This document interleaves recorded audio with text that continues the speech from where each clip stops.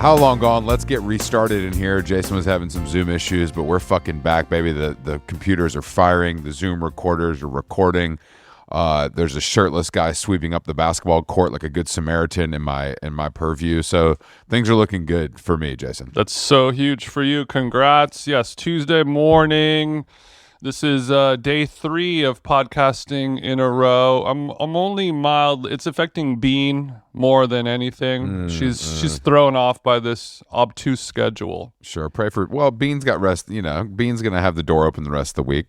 Could be worse. Oh, doors open, like metaphorically speaking? No, I was meaning literally, but metaphorically, we can apply that as well. You mean like? Are you talking about when I'm recording the podcast and the on-air light comes on? That's when Bean starts going. Yeah, Bean knows doesn't like on-air time, but then when it's just editing hours, no on-air, Bean's happy. She's walking into the studio, laying in the bed. It's all good. Yeah, exactly. Yeah, I mean, do you keep? Oh, whatever.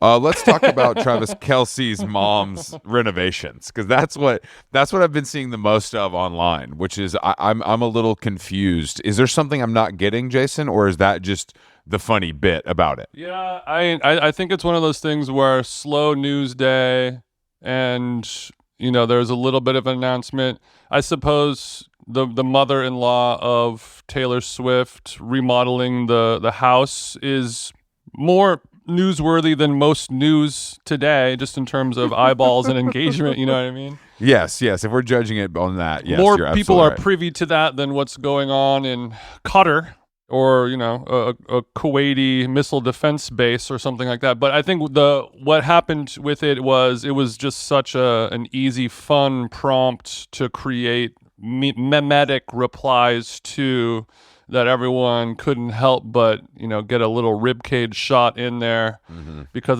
so you get the do you remember where you were when you found out about the news, or like how many Travis Kelce's mom remodelings happened under which presidency, Obama 0, Trump 1 so far, so it's just like a better jumping off point for content and meme creation than the Ice Queen Museum or something. Yeah. I mean, I guess it is a low stakes National Pizza Day. It's a low stakes thing where everybody can get their little jokes off and no one is harmed. And it also it serves you on the silver platter if you're the type of person to say like, we're supposed to care because this is news to me because... Are you talking about the derp society of posters that would maybe make some commentary There's like a that? Little derpiana contingency in play, sure. Derpiana? Yeah, don't sleep on derpiana head. That's some good... I would never sleep on derpiana head. You know that about me, Jason. I would never, ever do that. I would never, ever do that. It's like soup ahead for people who are proficient in the Zelda universe. Well, speaking of Zelda, I saw your boy Donald Glover is voicing. Didn't think Chris was going to get a Zelda. Any chance Zelda can remind me Donald Glover. Donald Glover, it's a win for me. Yeah, friend of the show, DG, Childish Gambino. He is voicing the character of Yoshi from I guess Super Mario Brothers. Yoshi, the blue kind of dragon cartoon dinosaur that has never spoken. Can I ask you a question? Yeah, that was my question. as a person who's not a gamer, and never have been. I don't even know if Luigi talks, if I'm going to keep it all the way a bando. So do any of these motherfuckers talk, or is Hollywood once again making something out of nothing because they can't do anything original? Is that what's happening here? Does Yoshi have a voice, and does it sound like Donald Glover, and is Yoshi going to rap? Because if that's the case, I'm going to be pretty upset. Well, I think famously over the years, my knowledge of the Super Mario world, kind of stopped around, limited. 1992. Sure, it's limited. I'm pretty sure, and listeners will correct me in the comments if I'm wrong, but I'm pretty sure the only one who talks is Mario, and he just says, "It's me, Mario." So it's not like we've got Shakespearean dialogue going on, but no one's okay. No one's. But for 2026, we're gonna have to build a real world and a universe around it. I'm sure friend of the show Nick Melandrani is taking meetings with the Nintendo people right now. I'm sure they're gonna bring it to life. But I want I want Yoshi. Obviously, when you said does Yoshi and Donald Glover, what's their connection?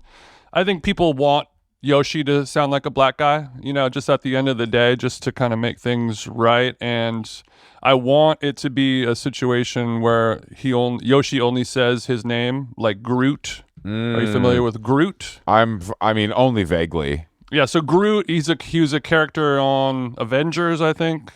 And it was voiced by Vin Diesel. Yeah, and he just says the word Groot. I see. And that's the only thing. So there's videos of Vin Diesel, just in a $1 billion recording studio doing VO work, and it's just him saying Groot. That's cool. Just different versions of Groot. Vin Diesel is one of our... he's made more money than, every Nobel Peace Prize winner combined just by, this bald idiot saying Groot into a microphone. Vin Diesel is one of our greatest dumb guys ever. His success as a dumb guy is aspirational for all of the fellow dumb guys out there. DJ Khaled, take notes. Yeah, literally. I was this Donald Glover. Every time Donald Glover comes up, I'm reminded of This Is America and how bad and embarrassing that song was, and how it's aged like a piece of cheese in the sun.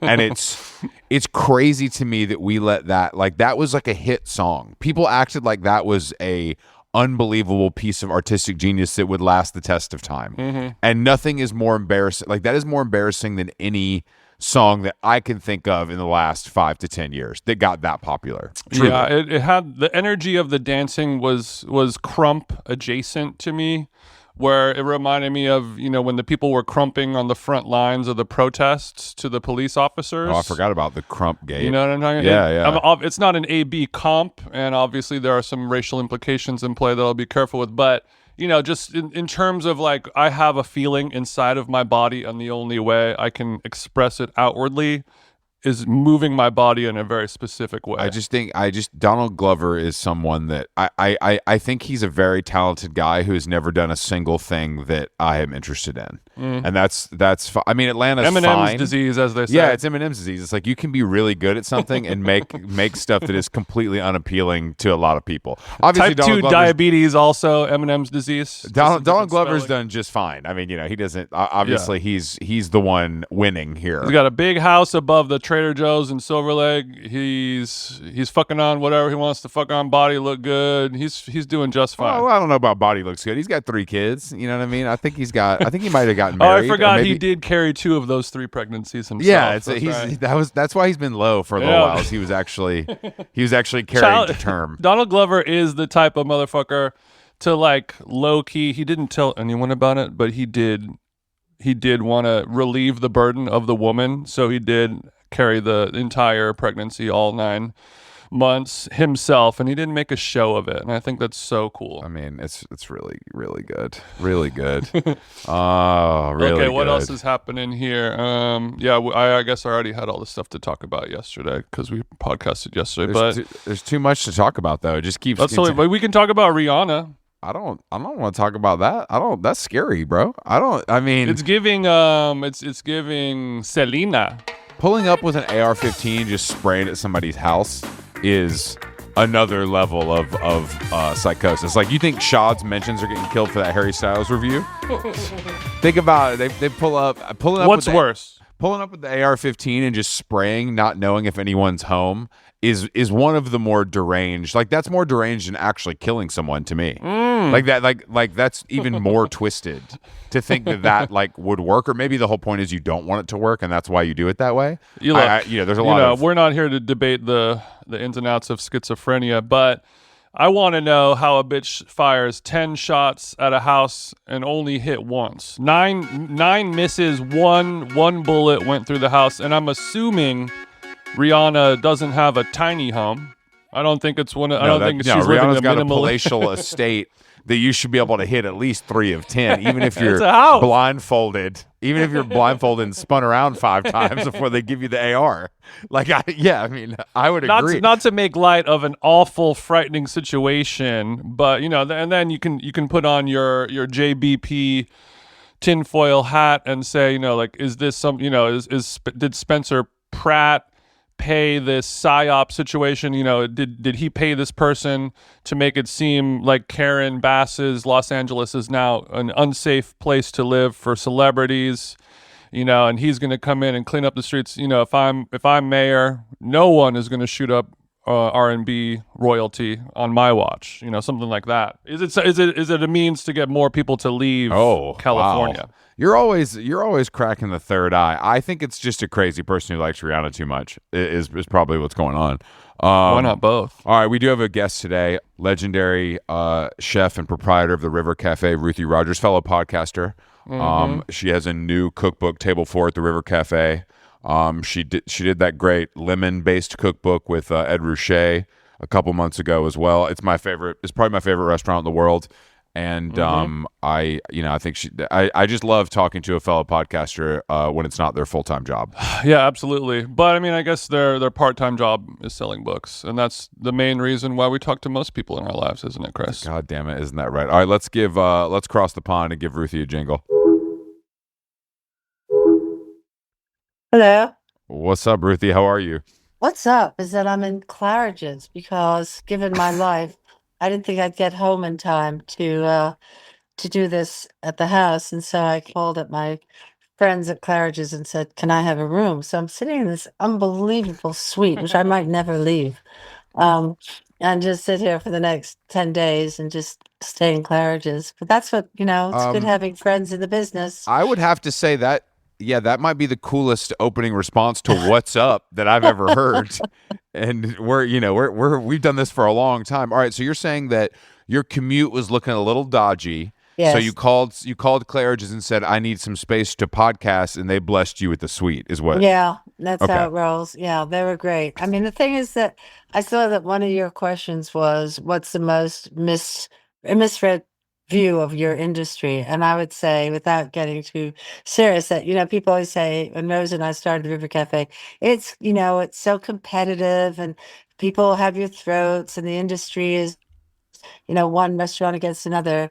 And I think this is an example of all of us helping each other out. I find it if I'm low on napkins or I'm worried about, the ravioli machine or whatever it is, I think we're all, certainly in my experience, either people feel really sorry for me and think we're hopeless, but it's been a very supportive, industry for me. Yeah, because this has happened to me before where I've been rushing to podcasts and I'll have to do it in the car or something. You know what I mean? Something a little less Yeah. comfortable. Yeah. And the Wi-Fi is a little weaker, but I think that's a great example of people helping people. True hospitality. Yeah, it was really nice. And I do love Claridge's, yeah. Who doesn't? What is this? Okay, so but you're going to use this for a couple hours and then head home. You're not going to just stay the night, are you? Don't get crazy. No, I can't. I've got tonight I'm going to the DCCC, the Democratic Congressional Conference. Committee is having, I've done lots of them before. I did a few, I did two with Nancy Pelosi at our house and a couple for Adam Schiff, and times like these. And so this time they wanted to do it in the River Cafe. So we gave them the private dining room that seats about 40. Sylvia's and John Kerry is here. And so we're going to go. I was going to have dinner with him. So we're going to go and talk to them and say how much we need them, want them, and so that's what I can't stay in this suite very long, unfortunately. Okay. Well, from a food perspective, is the prefix menu different for the DNC versus the RNC? What's the RNC? Republican National Convention? I know what it is. Yeah, I know. I know. Okay, so are the racists eating different food than the not racist people? Well, I have to say that I don't know what they, but I'll just be positive on this, that everything I'm doing right now is for the Democratic, we have to get Congress back. And so I'm probably writing, the script for my lack of entry into our country, but we're concerned, aren't we? I mean, aren't we worried? Yeah. Yeah. And I've always been a Democrat, and I've always, living abroad, you just want to be connected, no matter how far away you are. Well, I do, and how the times are. So I've always been active, in both countries, in Britain and and in New York. Anyway, we haven't even said hello yet. Hello, how are you? Well, it's hello. We're good. No, this Hi, I'm is Jason. That's Chris. this is Hi. how we get it started. Usually, we're happy to just get it going. As a Cold open, yeah. Yeah, when we're talking to another professional podcaster, it's hard to not just jump into it. Yeah. Well, mine, I've since day one, I've done this little introduction, and I do it more. I don't usually say, somebody's just been in this movie or they've worked in this Mhm. company or whatever. I do it as a way of connecting with the person who's sitting next to me, of saying to them so they can hear how happy what it means to me. They can trust me. It's so nice to have them here, which you can say to me. I would listen to that if you wanted to. Well, we actually, funnily I enough, kind of wrote one myself. Yeah. we do our intro before the guest comes on. So They've so already it's a heard it. surprise. Oh. No, they haven't heard. I'm saying we do it we get on 15 minutes before you get on. We talk, we catch up, we introduce you, and then you join us is how we do it. You haven't heard it, but the audience, I guess, Oh. tomorrow when they're listening, will have already heard it, or on Friday when it comes out. Okay, that's kind of different because I think what I find is that, and I always say it honestly, but if I really care about somebody, I say it. And then it's like, okay, we can get on with it now. We can get on with it. Mhm. What if you don't care about them though? You know what I mean? Are you able? You can because this happens to us too. I've cared about 210 people. I can honestly say that's how many podcasts I've done, and I've cared about every one of them. All right, we're coming up on like 916 or something. I gotta say, I might care about 200 of 900. Yeah, you got to 200, then you stop caring. Okay. Exactly. We care about you, though, Ruthie. To be clear, we care about you, and we are honored to have you on the pod. It's really nice. I want to say thank you for having me. It's nice to be this side of the table. It's everybody. Everybody tells me how incredible you are and how lucky I am to be on your podcast. So thank you. Oh wow! Hey, that's nice to hear. So Carrie Pelosi, all these people are talking about how long gone, huh? That's nice. Yeah, they all are. Or is it different people? Everybody. Everybody. So why did you start? What made you start a podcast? Because I imagine, were you a big listener of podcasts, or was it just something that came across your desk? Time. I think what happened was we did ours. I started in 2021, I think was our first one. It was just around the time of COVID, Yeah. We were still Us too. We were still, yeah. And the feeling was, I just, how do we reach out to the people who can't come to the River Cafe? How do we connect? Mhm. And I came to a restaurant years ago in Brooklyn. Somebody took me to Roberta's, and I remember seeing that they had a radio station. I thought, that is like such a great idea because, very often in London, people are coming to London on their way to somewhere else or to present a book or a movie or a film or a movie, a film and a play. And so, but then you realize that people are not going to want to stop on their way to their table and talk or come in. So I put that aside. But then when the COVID happened, I think it was just a way of connecting. And the first idea I had was that we could just read a recipe every day. Every day we would get somebody to read a recipe. And, I think a recipe, I would say, is part science, part poetry. And if you had a great voice reading it to you, that would be kind of fun. And then Graydon Carter, a good friend of mine, said, that's a good idea, Ruthie, but I think you need to segue into something else. It's got to be more than a recipe.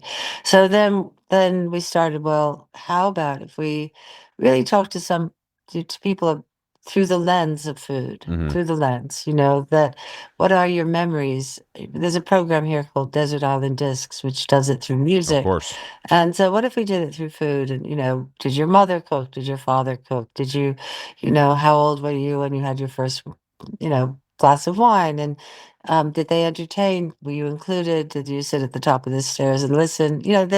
When you went to boarding school, so many, kids in London did. What did you eat when you left home? Who cooked? That. Did you ever seduce anybody with food? Did you ever? Oh, don't ask Jason. Don't ask Jason that. We only have an hour here. He's seduced many. I seduced my wife with some mushy peas last night. There you go. Half mushy pea, half edamame, of course. Yeah, there you go. So that's really how it started. Yeah, I mean, Desert Island Discs really is sort of the blueprint for that kind of. Yeah. You know what it is? I think when you have an idea or a theme, it really has to be able to work with every single person that you could ever talk Yeah. to for it Yeah. to last. I think that's the hard part. And I think music and food are the two things that people probably can relate to the most. Yeah. And I think certainly we found that people, I would say that if I were to ask David Beckham if we could do a podcast about football, or Paul McCartney about the Beatles, or Nancy Pelosi about, About the stock market. Congress or impeachment, whatever. Yeah, but the fact that we say we're only going to talk about food, I think let people. A sigh of relief usually when because everyone has a comfort food, everyone has a favorite album, all that stuff. But speaking of recipes, you mentioned your partner Rose. And also, sorry, speaking of Graydon Carter, Rose was originally at Nell's, Keith McNally's spot in New Yeah, York, she right? with Keith McNally. Yeah, when I met Rose, well, I knew Rose for years before, and my husband Richard went to art school with her, and so she was always in our lives, and she was this incredible woman. And then I knew that when we went to live in Paris, when Richard was doing the Pompidou, she was going to New York to work with Nell. She'd kind of brought Nell up. She was lived in her house, and so I think when Nell went to New York to do the club with Keith and Brian, Rose kind of came along to say, "Okay, I'll help you cook." It was as simple as that. Yeah, I remember everyone was really into the Keith McNally book last year, and Yeah. I personally, hearing the stories of Nell's, I was really envious of people who got to go there at that time, and I really loved the democratic door policy, charging the Rolling Stones $5 a head to come in, and they're selling burgers and stuff like that. Do you have any? Did you go back then, or do I you? never been to Nell's. No, no. I really met more when Rose came back from doing New York, and then I came back from Paris. She was cooking. I went back to working. I worked in the office as a graphic designer, and she came back and really wanted to cook. So she worked with Antonio Carluccio in his restaurant. She worked in one called 192. And so when the idea of doing the River Cafe kind of presented itself, she was my first call and said, "How about it?" As a friend of Graydon Carter's, did he make you choose between you and Keith in terms of friendship, or? Never. No. No. And they're good friends. I think all that's. Yeah, I think they're friendly now. I Yeah, know they yeah. had some rivalry over the years. Yeah, yeah. No, I love them both. It's nice when people can squash it, as we get older in age. Beautiful. You realize maybe it doesn't matter quite as much as you thought it did. Exactly. Yeah, no. I wanted to talk a little bit about primary colors with you. Chris and I were just in Paris, and we went to this fashion show for Loewe, and there's a lot of primary colors in play. And I was thinking at the time, it's just about how there's such a wide spectrum of different primary colors. Like you just think of like the blue, the green, just the standard color, but there's so much nuance in between. And I feel like you're a master of the primary color. And I wanted to know how often do you replace the carpet at the restaurant, and how amazing does it feel when you got a brand new one in there? Well, it does. We just replaced it over Christmas. The River Cafe is in a warehouse. Yeah. On the Thames in London, and I just feel we all feel very strongly that you can be kind of rough on the outside in terms of being a warehouse and industrial a bit, but when you walk in, it has to be rigorously clean, and clear, and not creaking and not working, and it has to be warm. So we invest a lot in ourselves in terms of we painted the wood oven, we replaced the carpet, we have a new floor in the kitchen, we have a new front door. So that's constantly being done. And in terms of the colors, we have the kind of range of colors that we've had for the last since the fire, I guess since the beginning, but also particularly since the last 2008 when we had our fire. We have a yellow pass, we have a blue carpet, we have a pink wood oven, and so I think that's kind of the color. And then we have color that we ask the waiters. They don't have uniforms, but we ask everyone to wear a solid color shirt. And so you see these Mm-hmm. blocks of color moving through the room to identify who your waiter is. And so I think color is something Richard really cared about in his architecture. He had the Pompadour, the Yeah, they're wall. big. All the surfaces are painted, red, blue, green, denoting, heating, water, and I don't know, electricity. Everything is in those pipes. And so for him, color is always important. Mm-hmm. Do you think that that wood oven is too big?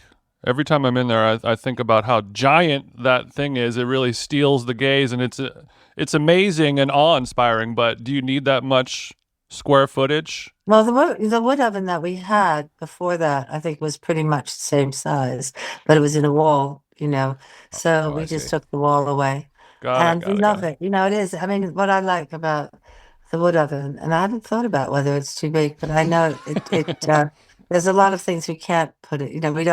We don't make pizzas in it anymore because it's hard to get too many pizzas in it. We make turbot. We do fish. We do meat.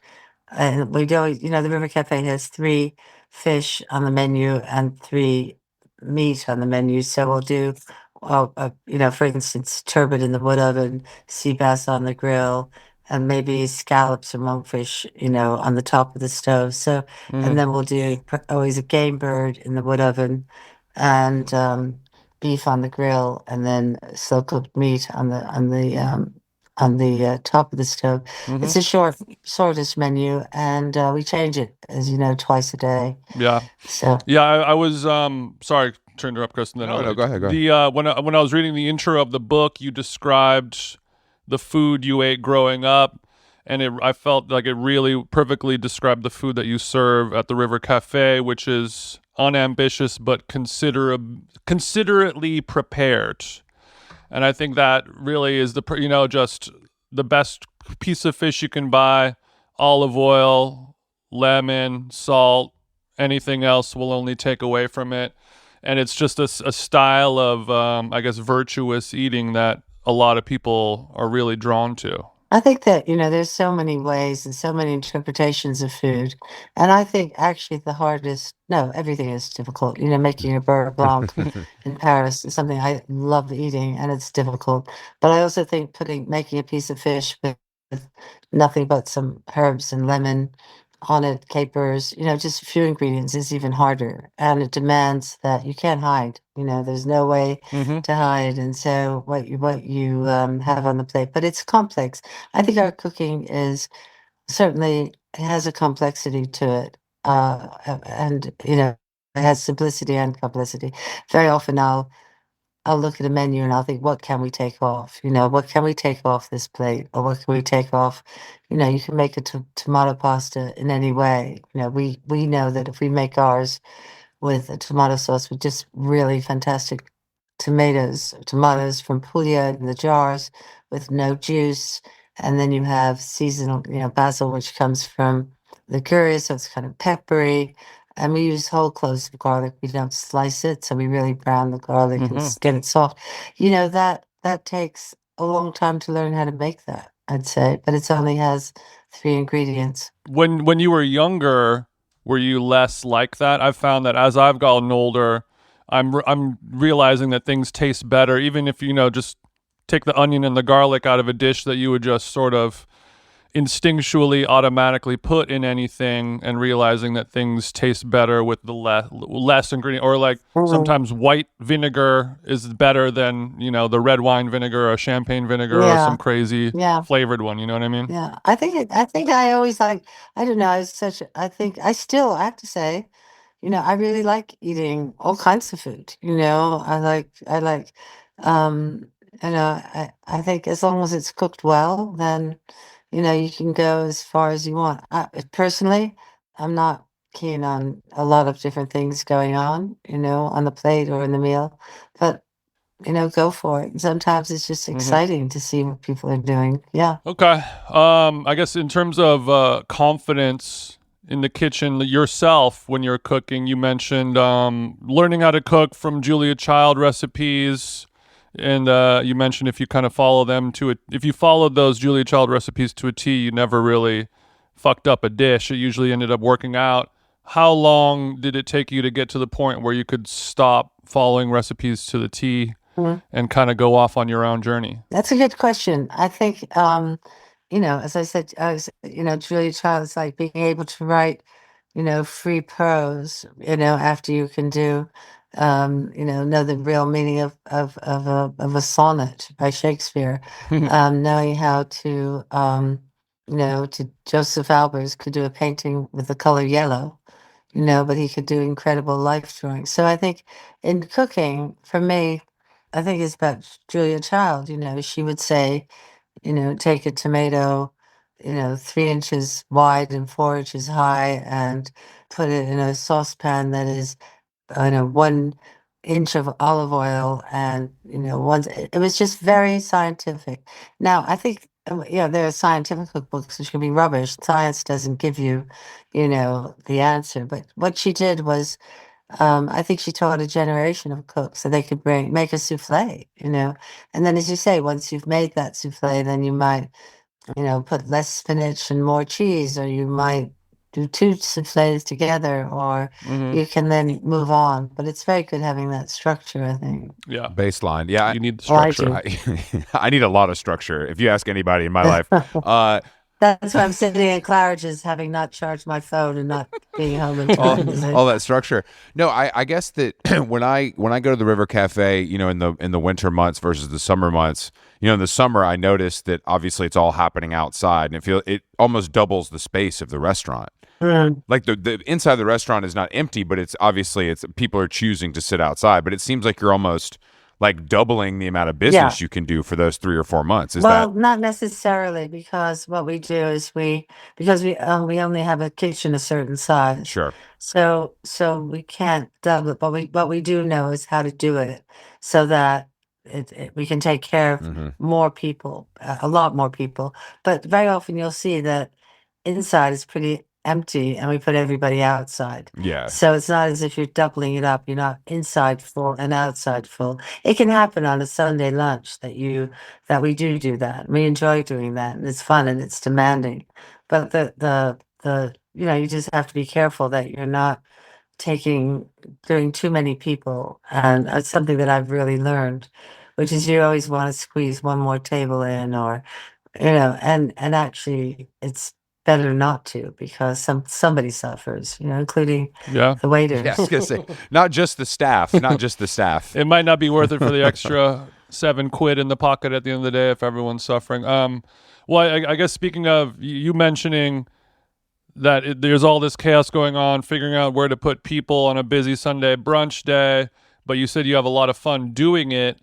And I heard you talking about Valentine's Day, typically a day that the restaurant industry often fears and does not look forward to. And you mentioned that you love working Valentine's Day, and I was wondering, is River Café just one of those places that is just fun to work at, or were you just lying to be nice on a podcast? I was probably lying to be nice.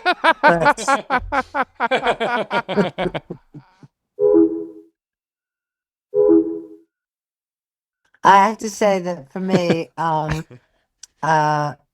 the River Cafe has been always a place that I want to be in. I think if people work for you, know that you want to be, they want to be there. The joy of, the people who are eating there, it's where I go. And particularly in the last few years, my husband died, and I know that either I want to be in my home, or I want to be with my children or my friends.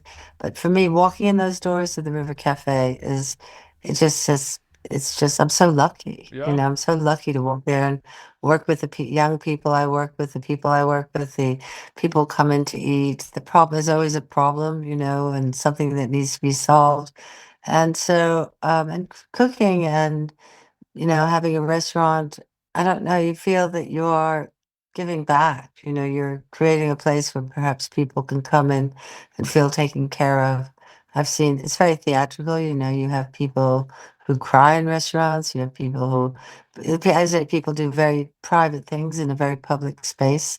Some people get, fired in a restaurant, they get hired in a restaurant. People date, first date in a restaurant. And I think, and it's joyous. If you have a graduation, you come afterwards. If you're celebrating something, to do it in a I restaurant. wonder if, yeah, if you think divorce papers have been served on the floor at River Cafe? Is that what you're saying? Oh, I don't know divorce, but maybe the announcement of it pending.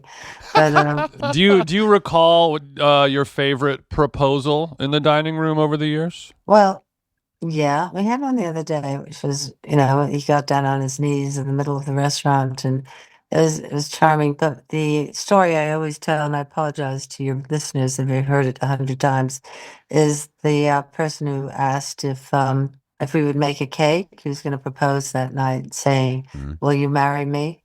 And so we got a fabulous, made a nemesis, delicious chocolate cake, and in white writing, we wrote around the circle, "Will you marry me?" And they came in and they sat down. We gave them a great table. And after the first antipasti course, he came to the kitchen and said, "Cancel the cake."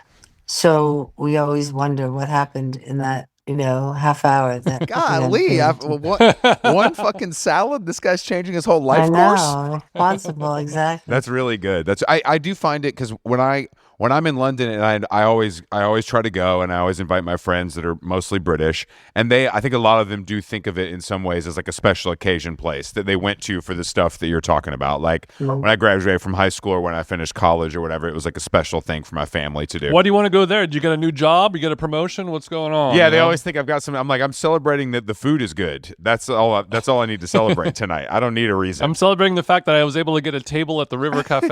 Yeah, I'm not interested. But yeah, I forget that places become that for people, and like it becomes something more than like it's more than I like the pasta, I guess is what I'm saying. Yeah, but I also think we do get a lot of people who have been coming for years and new people, Totally. and that they come again and again. We have one couple that every Monday and Tuesday, that's where they are. If I see them, I go, "Oh yeah, it's Tuesday. Of course, Monday it's and Tuesday back to back is a cool way to do it. Every Monday and every Tuesday." We're not spreading it out. Yeah. Do they order the same thing every time? No, because we don't have the same thing anyway every time. Oh, that's right. We change the menu. That's a flex. But they do. They're really nice. I consider your restaurant to be one of those, like you walk in the door and you're just floored by the atmosphere and the energy.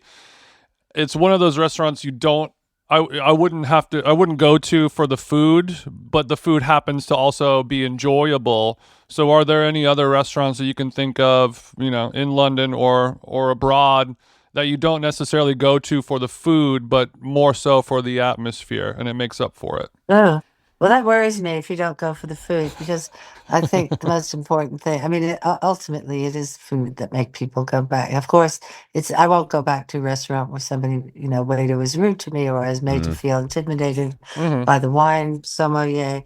But, for me, the crucial thing is the food. Well, I guess an example that I would use, I live in Los Angeles, Chateau Marmont, the restaurant there, amazing room.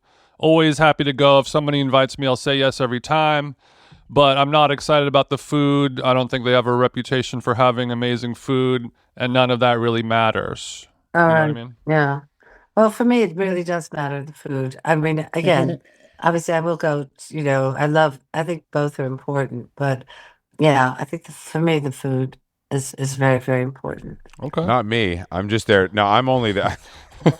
Not me. Yeah, I mean, He's there for the atmosphere and the spinach salad. No, but I guess in New York, there's a lot of. I feel like in New York more than other places, there's a lot of that where it's like all atmosphere, And I think that people get lost in that, and those restaurants usually only last a couple years, And that feels to me very New York for some reason. The River Cafe is coming up to our 40th birthday. In 27, we'll be 40 years old. So we're trying to think of what to do. That's a long ass time. Party. We're going to do a book. We're thinking of all sorts of things that we can do. You're cranking these books out. I feel like the Ed Ruscha book was like 3 months ago. Yeah, that was kind of almost a coincidence because I can't remember what happened with that, but one of them was late and one was early, but we're good. I think the Ed Ruscha coming out, I love doing that book. That was a book that was, came from, just a friendship between Ed and myself, a friendship between Ed, Johnny Ive, from Love From and myself, and the recipes. And so we just did this book, a collaboration. I think most books are well, all mine. What I love about it is collaborating. And so the collaboration on the Lemons book was so much fun. I did the recipes in London. Ed was doing the art in LA, and Johnny was doing the graphic design in San Francisco, and all kind of came together. Johnny's wife, Heather, who is a poet, did the words on every image. And so it was the four of us. And That's a real trifecta, I have to say. I mean, how long from Yeah, Johnny Ive, for our listeners, Apple designer, designed the iPhone and stuff like that. And then you just said, hey, one day, would you want to lay out my cookbook about lemons? I got this guy, Ed Ruscha, who's going to do the artwork. Like, how does that even come together? I guess it's just a flex of you knowing everyone cool in the world, it seems, well, I don't know if I know everyone cool in the world, but I think, yeah, Johnny's a really old friend. Ed is a good friend. And I'd always said to Ed, I really want to do a book with you, Ed, because it's not like doing a book with an artist. It's Ed used books all the times in his working, life. And Yeah, so he's he one of loved the books. greatest producers of art books that we've Yeah, seen, I probably agree. I agree. career-wise Yeah, for sure. yeah. So I said to him, I want to do a book. Anyway, oh, Ruthie, I've got this show at the Museum of Modern Art. Oh, Ruthie, it's moving to LA. Oh, Ruthie. And then one day I said, I was in LA and I was with him. And he said, okay, if you do one ingredient, I'll do it. And I said, we were in this garden He said- and we decided, we chose lemons. So the lemon choice was collaborative, but he was saying you got to pick one. I can't do the whole thing. You got to pick one. One ingredient. Yeah, and I think that's a cool way to do a book. I'd like to do another one with him. I agree. And we're thinking about what the ingredient would be for the second book. I was about to say there's so many options if you pick just one. Yeah, I found it. I really like the layout, and the yellow is also striking from like a cover perspective. It stands out in a nice way. Yeah, and Heather's words are so great, but also there are no pictures of food. And then the book that we're celebrating right now, and we're in New York for, and that is, I think, a really again a beautiful book, and a collaboration with a lot of people, is the book about the podcast, Ruthie's Table 4. And that has no recipes in it. And it is just based on the whole idea, as we were just saying before, about everyone has a story, and so how do you get that story? And we're doing it through food. So if we had publisher chose the people that they wanted in the book, because it would be so impossible for me to choose 80 Oh, out so of. you're saying you took yourself out of it. You said I didn't cut you. Yeah. The publisher cut you. Yeah, yeah, You're like, I guess leave David Beckham and Martha Stewart in, and you can figure out the other ones. yeah. That's funny though that the Yeah. publisher is that a decision you wanted to make at the beginning? Like I can't choose between my children. Basically, you have to make the decision as the publisher. Yeah, because there's so many great ones that aren't in there. And volume 2, here we go. But I think they chose well, and I think we divided the book into some 6 sections, I guess. We have food and family. So we have the McCartneys and the Beckhams, and my own family, my son Rue and my brother Michael Elias, who's a writer, really wrote beautifully about his story, and Salman Rushdie and Eliza Griffith. So that's sort of family. And then the next section, you can help me out here if you have it there. The next section is, I I think, do have it. food and discovery. Is it discovery? And that is people who kind of discovered, or maybe it's food and tradition, which comes from Greta Gerwig and Noah Baumbach's son, who said we had lunch every Sunday when they were filming in London. And one day I said, oh, I'll see you next Sunday. And he just said, Ruthie, is this the meaning of tradition? And so we did tradition, and also a lot of immigrant families who come from other countries. A lot of people talk more about their grandmothers than their mothers. And that's because a lot of people have come from other countries. I would say the mother adapts and the grandmother brings her food with her. And then we have food is tradition, food is discovery, people whose families kind of didn't think that much about food, but they discovered it when they grew up, or their mother discovered it when she started having children. And then the next one is maybe food and art. So we took 6 artists. We have Frank Gehry, we have Norman Foster, Tracy Emin. Who else? I can't remember. And that was food and art. And then food and politics is kind of a cool chapter. We have the Prime Minister of Canada, Mark Carney. He wasn't the Prime Minister then. And he talked about his We mother in we got him. We got Vancouver. him when the getting was good before he was I prime did. minister. Yeah, yeah, yeah, we got him. I mean, And he's great. I just love that you have all these people from all these categories of the world and sectors of life and interests, but you happen to get the best of the best of the best of every single area that people exist in. So what? I mean, it's a hard question for you to answer, but how do you just become the most well connected, coolest person around? You know Well, what I mean? I really don't think that's the case. I think that I think I'm lucky, I think that, yeah, well, connection, as Ian Forster said, only connect, and I think, that's what we do, whether it's with our kids' friends, our friends, our friends' friends, the restaurant is a great place to be. And I think I have a lot of friends who do many different things, including myself. I didn't start a restaurant till quite late, and I don't consider myself a friend of famous people. I consider myself a friend who has people who love to work at what they do.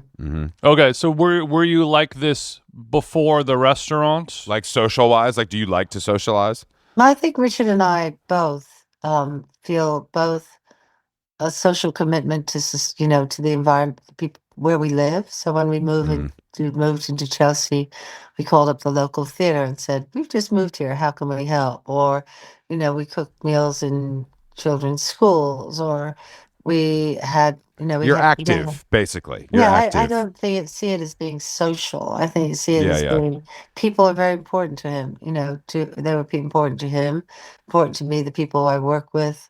The separations, I don't know when I'm working, when I'm entertaining, when I'm, Mm. having over. I think it's all part of a world which we want to give something back, and also, in reciprocating and empathetic. And also I do feel responsibility right now as to what we can do in this world of ours right now. And so I don't know how to oppose much of which is going on that I object to. So sometimes I think, well, maybe getting around a table and giving people good food and kind of taking care of each other is a form of opposition. Mm-hmm. Yeah, no, I mean, I think in some ways it is. I think that I also think that like a restaurant when it's good is meant to be sort of what you're talking about. It's a place for people to like gather simply. You know Mm, what I mean? And I think people are mm. also coming in there with I don't know. I think if it's a good place, people come in with a good attitude, which creates a good envintment and Yeah, allows yeah. you know. I think that if I go to a restaurant or I stay in a hotel or I get into a taxi cab or go whatever we're doing, I think if people are unhappy or unpleasant or rude to you, probably they're not being taken care of. That Mm, maybe if I try to give the people who work for me a good environment, a window to look out of, that they can't do too many shifts and they get tired, that they get a holiday, that that we are there for them. If we take care of them, they'll take care of the people who work, who come to eat in the River Cafe. So mm. I think it is a responsibility. If you have a company, somebody said your responsibilities to the community and to the people who work for you. Yeah, I mean, I think that's also I know a lot of people that start out, doing something they love and it becomes bigger, bigger and bigger, and then they become a manager of people. And Mm. sometimes that's not what they set out to do, but it sounds like you actually take pride in that part and enjoy it. I think it's hard to separate the two. You can come in and be a genius cook or a great Hmm. architect, or you can, you know, fly an airplane. But if it's the other part that is so important, the as well. I mean, both, but I do think it's kind of old fashioned to think of the creative genius who's horrible to people. I I don't think, agree. you I think know, that, yeah, I think we're done with that, I unfortunately. I think we're mean, I done. don't know. Kanye West is coming back, you guys. Mm. I used to give people slack, I was like, well, if you're that good at it, whatever. You know what I mean? No, no, no, no. If you've given me No. some of the greatest art that I could possibly imagine, I'm going to let you do whatever you Ruthie want. won't settle for one of the two. She needs You both. need both, and I think Yeah, I think that's not too much to ask, especially I as agree. as we get a little older and a little more wise. I would say. Yeah, and I think also, we're not. I'm not saying everybody has to be. Very often people have this image of, we're all hugging each other all day. You have to. It's a bit. You have to have a really. Your people are coming to the restaurant they're paying money. And it's a business, and the floor has to be clean, and the menu has to be typed, and the table has to be laid, and the food has to be seasoned, and there's all that. The reception has to be, Yeah, yeah. welcoming. So it's a very professional, very demanding job, but within that, the performance has to be taught with hope rather than fear, and honesty, and that is crucial. Why do you think the food world in particular has been sort of infected with that kind of like, you know, monster leader? Yeah. More than other industries, I would say. I feel like food and restaurants have been touched by that. Mm. And I do what do you think is the reason that is so apparent? I mean, less so now obviously than 10 years ago, but why do you is it just the high stress of the environment? Again, I don't know because I didn't work in kitchens before I created my own. Yeah. And so when I hear the stories of, the behavior, Anthony Bourdain wrote about it. A lot of people wrote about it. TV, and I think that I would love to say that it's high stress or that the curtain goes up and the place has to be ready, or you have to be done, or you Mhm. have to know how to, the timing, and you have to, communicate. But I really don't know if it is harder being a chef than it is being a journalist or being, a doctor in Mm. the emergency room. Yeah, yeah. And I think that it is, obviously there are jobs that are less stressful, more stressful.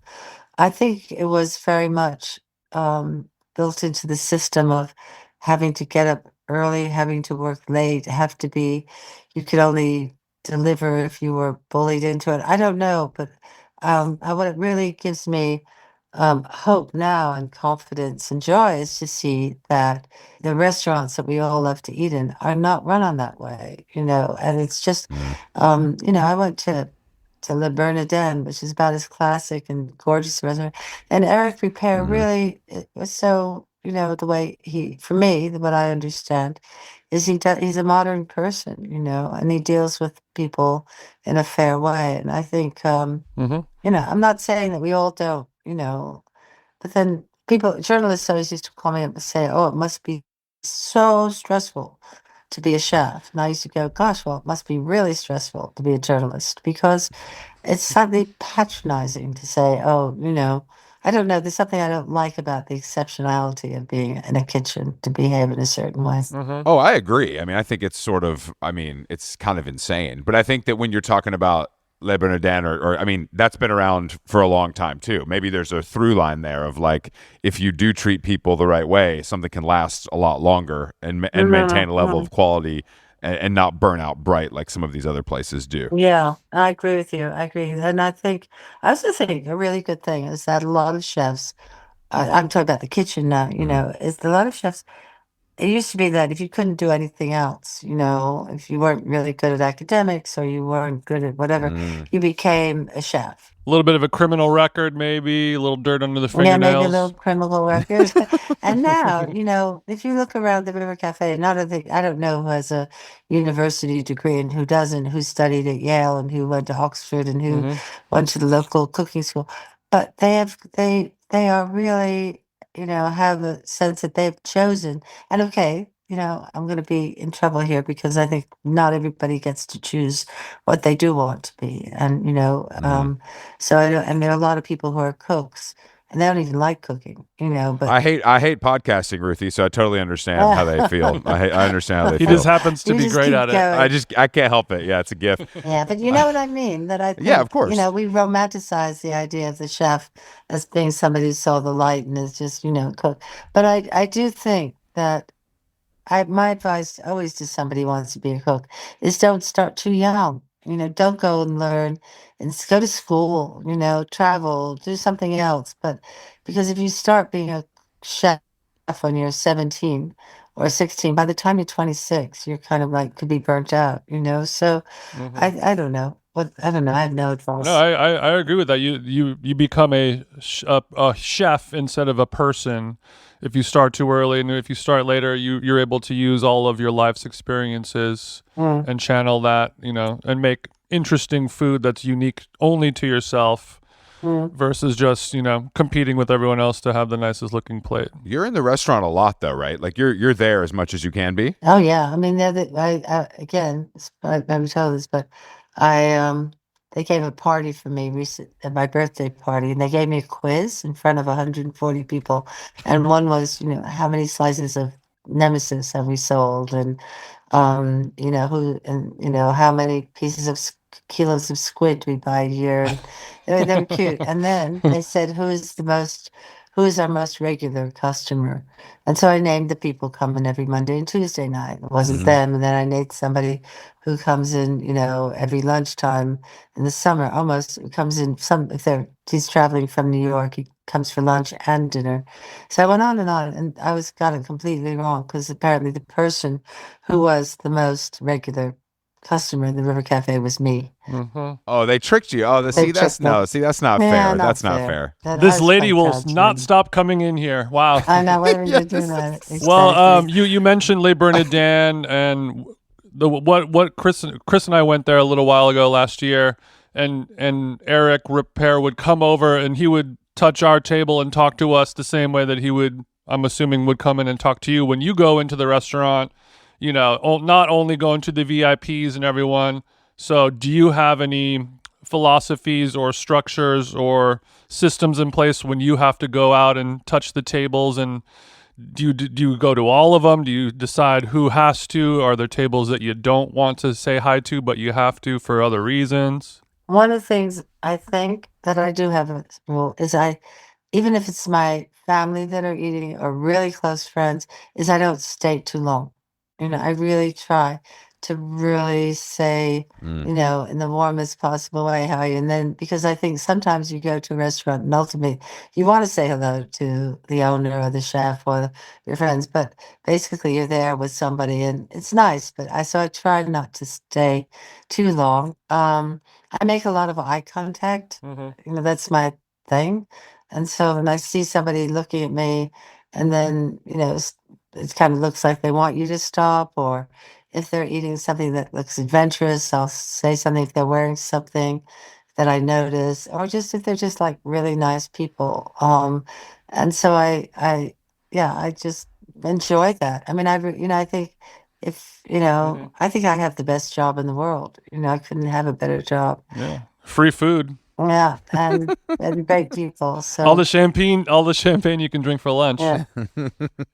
Yeah, I was just thinking yesterday when I was listening to your podcast, reading the book a little bit about like how to categorize your food, and I feel like almost all of it pairs well with champagne. Okay. It's just like champagne food Oh, good. across the board, which I don't know if you could have a more, enticing collection of dishes. Well, I hope so. You'll have to come back. When are you coming again? I haven't seen you for a while. I'll be back next week. Oh, good. I'll email. I'll be back. Well, not next week. The 16th. I'll put some friends together. We'll make the trek. Let me know because I'm in New York from Wednesday, the 11th to the 20th. Oh yeah, Yeah. you're doing an in-person kind of book appearance for, and going back to what I was saying before, where you have a network of people, but they're just the top of the top.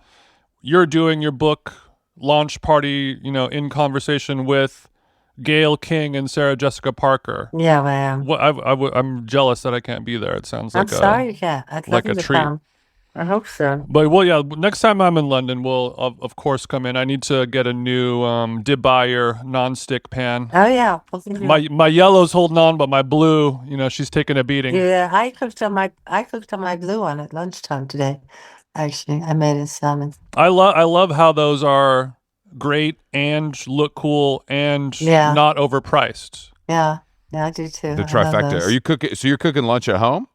My son was there. My son Rue was working there, and I was.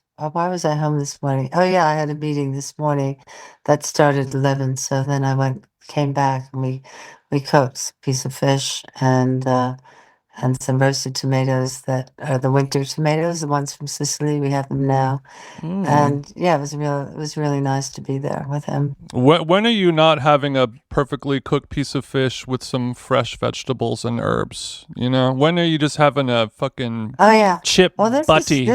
Yeah, I do that. I do Okay. that. I mean, Okay. I do that with, I don't eat food. No, I wouldn't eat it because it's junk, but I eat really good food, but well, there's this chain here called Itsu, which is sort of Mm-hmm. Japanese, whatever, and it's opened by a friend of mine, Julian Metcalf, and it's down the road.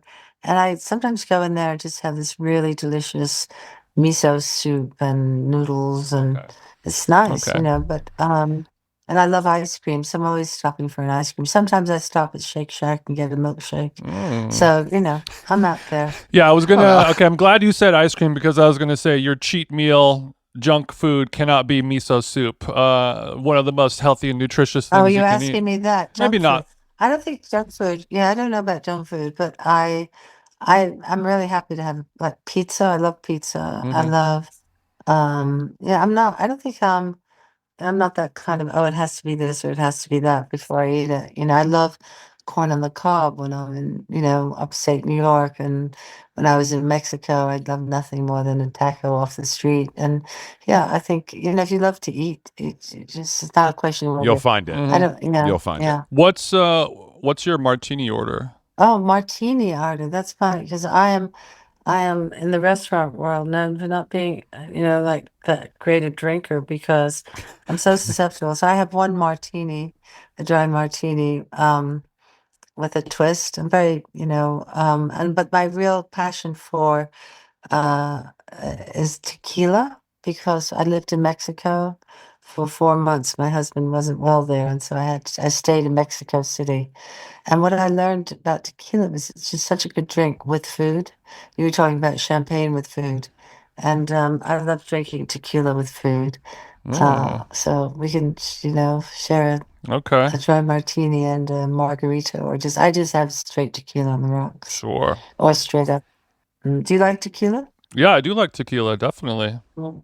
and I like Oh, sipping on it more so than mixing it as well. And mezcal, yeah, me too. got to respect it. Is the margarita having a resurgence, or is it just in my life? I don't know because I literally don't know. And I think in the River Cafe we sell quite a few margaritas.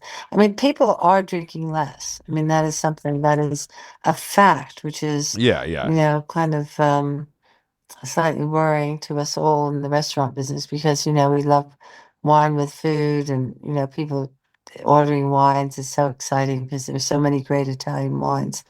But I don't know. Are your friends drinking less? No, I mean I'm sober, so I'm drinking less. But I mean, I would say that Yeah. weirdly, I feel like people I know are drinking and smoking maybe more Oh yeah. than I mean not more, but like it doesn't feel like I would say 5 years ago there was a real sort of shift to like I'm healthy now. I do yoga. I don't really drink. I go to sleep early, and Yeah. I feel like now we're back a little bit to a more middle line where it's like Yeah. I don't go crazy on a Yeah, Monday night, but I go out on a Friday or Saturday. we're getting our sleep. We're maybe having a few less cigarettes. And when we are going to drink, we're not just going to shovel down whatever. We're going to be a little more conscious of our decisions. Yeah. I feel like people Yeah. are prioritizing sugar and, artificial Mm. Yeah. juices and sweeteners and flavors more so than, just getting drunk. Like people are just trying to figure out, "Oh, I still need to get fucked up. So I'm just going to have, a very high quality tequila, fresh lime juice and an ice cube, or I'm just going to have a vodka martini with a lemon twist and it's not going to have all this other crazy sugary stuff in it. I was going to ask you a for question. those of us lifers. Can I ask you a question? What is that poster behind you?